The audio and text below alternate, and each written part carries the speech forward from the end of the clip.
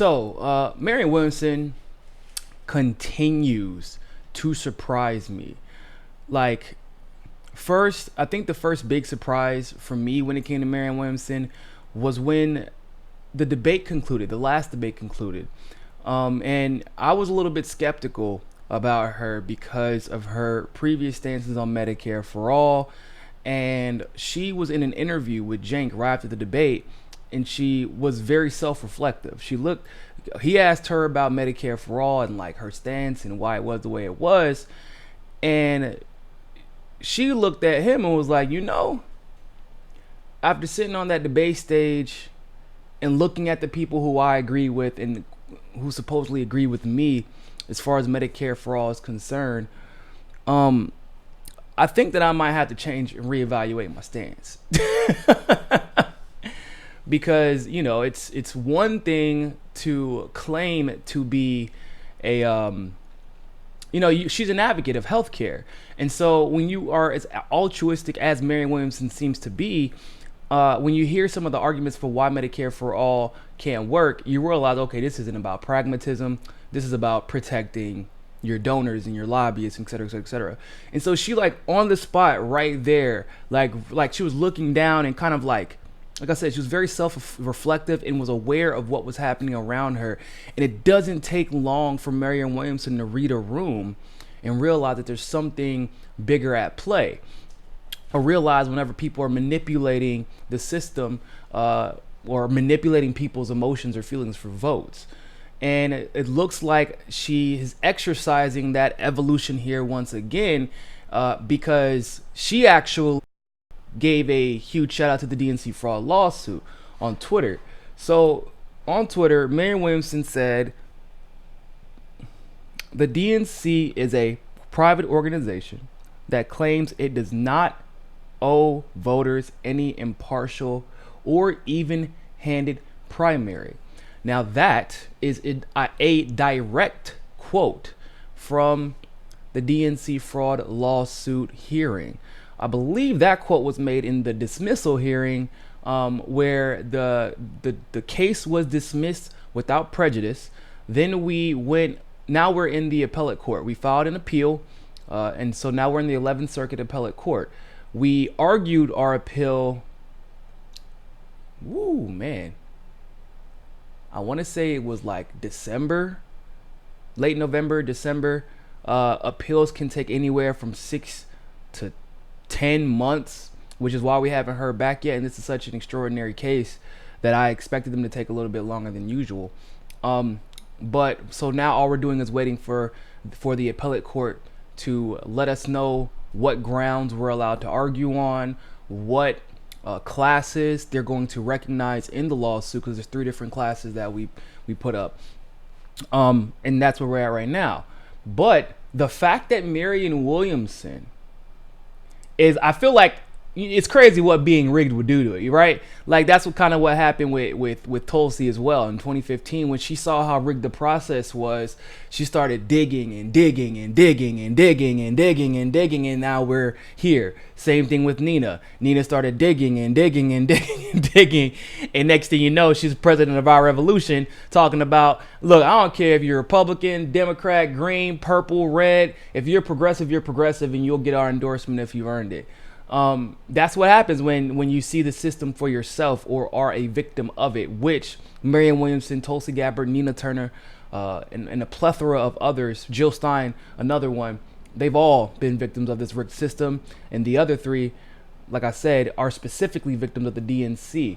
So I want to go into a little bit about what this blog says about that particular portion. It says it's talking about the DNC fraud lawsuit. It says, consider this report of 2017. Whew, man, time flies. I told y'all it would be like 2 to 5 years before that lawsuit is ever concluded. And I think it's going to be close to 6 years, to be honest with you. Just because it's a huge precedent setter. Anyway, it says, consider this report of a 2017 court filing, one that almost no one noticed, in which Sanders supporters sued the DNC for violating the section of its charter that requires the DNC to run elections to be impartial, and even-handed. The DNC's defense, in essence, was so what? Emphasis added below. So it goes on to say, the DNC lawyers argue the DNC has a right to pick candidates in back rooms. Attorneys claim the words impartial and even-handed, as used in the DNC charter, can't be interpreted by a court of law. They actually said that. They looked the judge dead in his face. His name is Judge Locke. They looked Judge Locke dead in his face and said, and I was in the room when he said this, by the way, I almost fell out of my seat, because the one thing you don't want to do is patronize or antagonize a federal judge while you're arguing your case. So they looked at the judge and straight up said, we don't believe the court can adequately adjudicate what objective or impartial or even-handed means. And I'm looking at him like, boy, you about dumb as hell. Those words, the definitions of those words are literally inherent in the words. Like, what are you talking about? The judge can't properly adjudicate what's impartial or even-handed. That is literally the judge's job, to adjudicate when you say something is impartial or even-handed. That is why we are in the courtroom right now, so the judge can adjudicate. It was just a ridiculous argument from the DNC's attorneys. But you know, they're cocky, they're going through the motions, and they're corporate attorneys. There's a specific sequence that they execute every single corporate or class action lawsuit case, and that's all they were doing.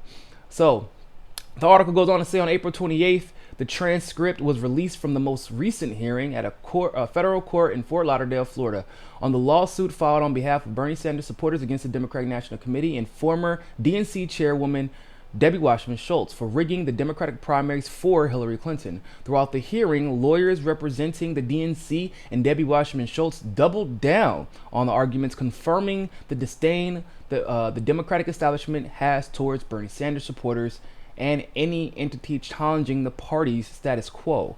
Shortly into the hearing, DNC attorneys claim Article 5, Section 4 of the DNC charter stipulating that the DNC chair and their staff must ensure neutrality in the Democratic presidential primaries. But they said this is a discretionary rule that it didn't need to adopt to begin with. Based on this assumption, DNC attorneys assert that the court cannot interpret, claim, or rule on anything associated with whether the DNC remains neutral in their presidential primaries. So that's what the DNC claim. Now, some of you may be new to the DNC fraud lawsuit, so I do want to give you a brief overview of how it came to be and what it's about and why this lawsuit is so important. So for those of you who don't know, I am 1/3 of the trifecta that created the DNC fraud lawsuit.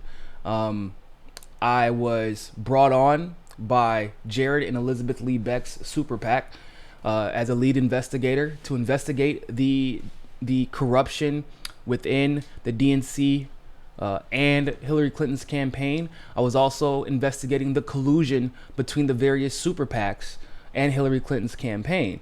I also was the one who discovered the Hillary Victory Fund. I was the one who actually broke that information, broke it right in Liz and Jared's office. I'm not going to say who, but the reason that TYT got the information was because of myself and the help of my team. Which by the way, the team was just fantastic. We got a lot. We learned a lot because of them. So the biggest, I had came up with the idea to sue the DNC, but after all the research that I had did, I was hitting a roadblock, because every single time somebody had tried to sue a political party, they were immediately dismissed. And so at that point, I do what I always try to do.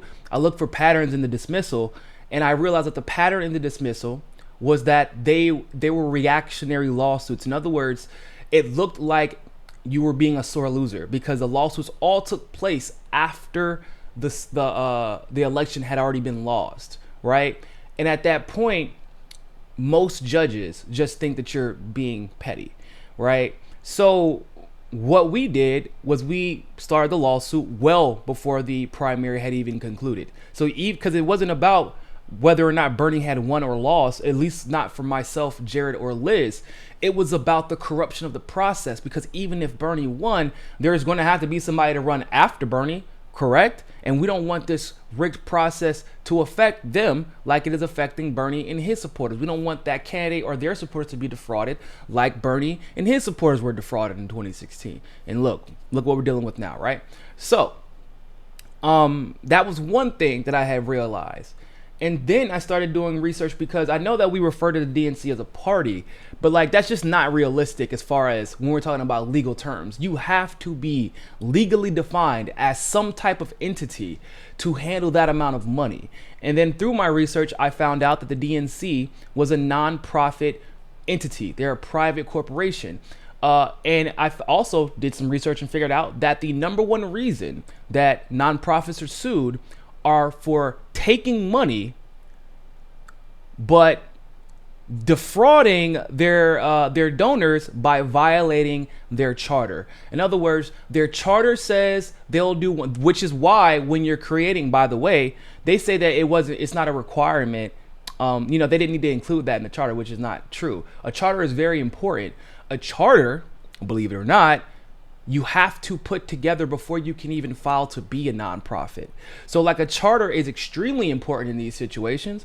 And that's why, because in situations like these, whenever you have a class action lawsuit, guess where they're going to go back to? They're going to say, did you have any paperwork, any charter, any rule within that charter that says, hey, we have to do this? And then those people looked at that charter and said, okay, I like it, and I gave you money. In this situation, they said they must behave impartial. They must behave objectively in these Democratic primaries.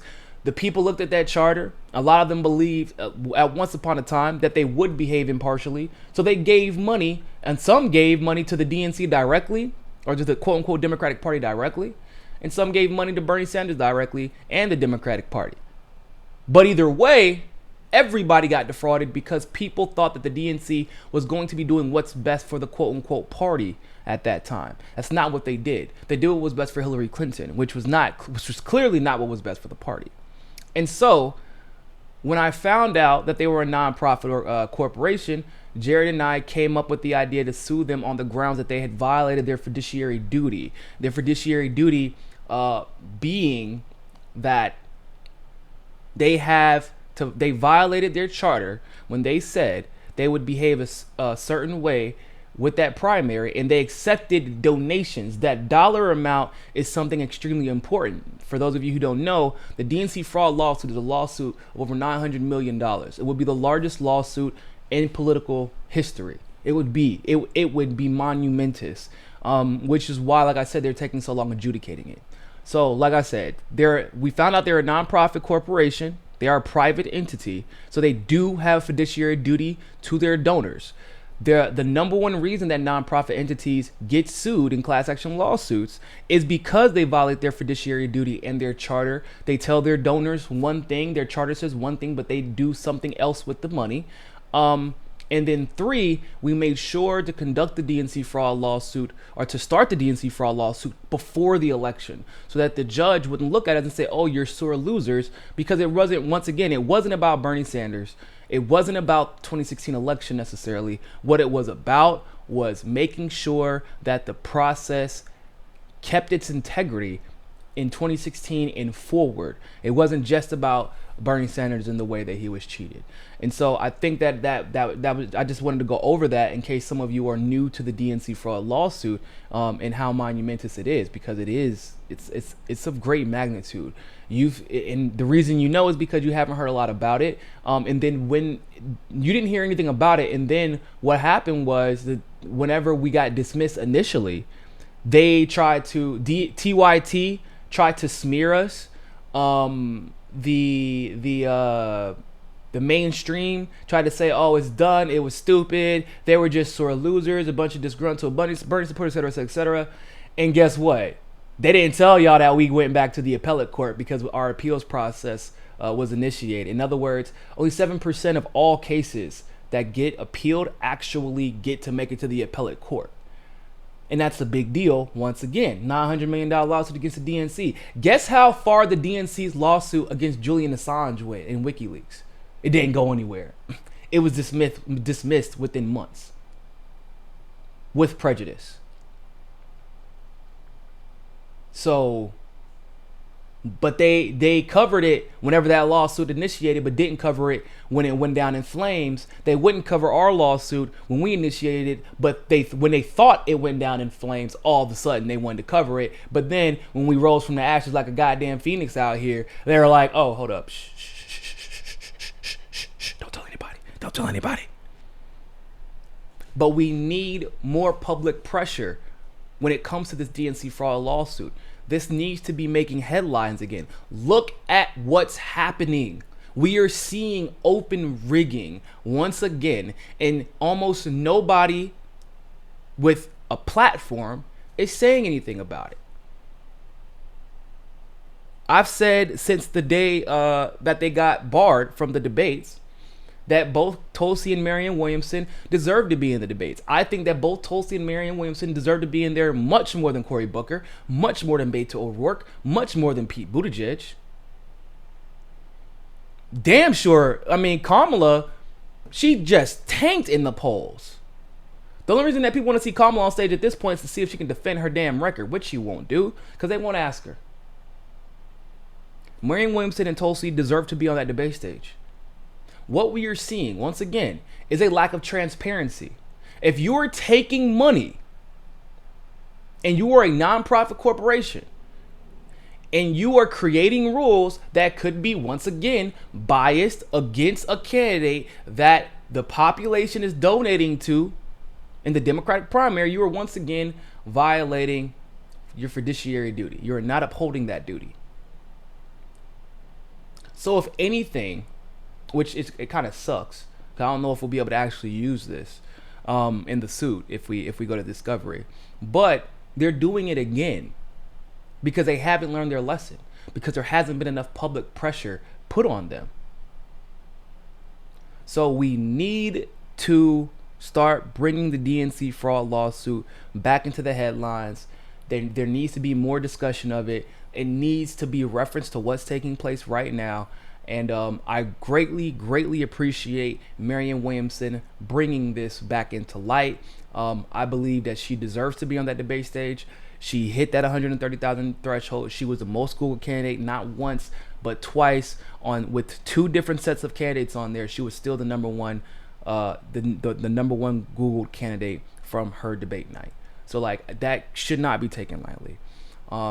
So with that being said, ladies and gentlemen, I appreciate you all tuning in. If you have any questions for me that you want me to make a video about, go to qbounty.com, QBOUNTI.com. And if you have a question, I will answer it in a video form. And we'll get to elaborate. I won't just, answer in a 10-second super chat response. I can actually go into detail about it. So with that being said, ladies and gentlemen, always remember, more than anything else, find your balance. Peace.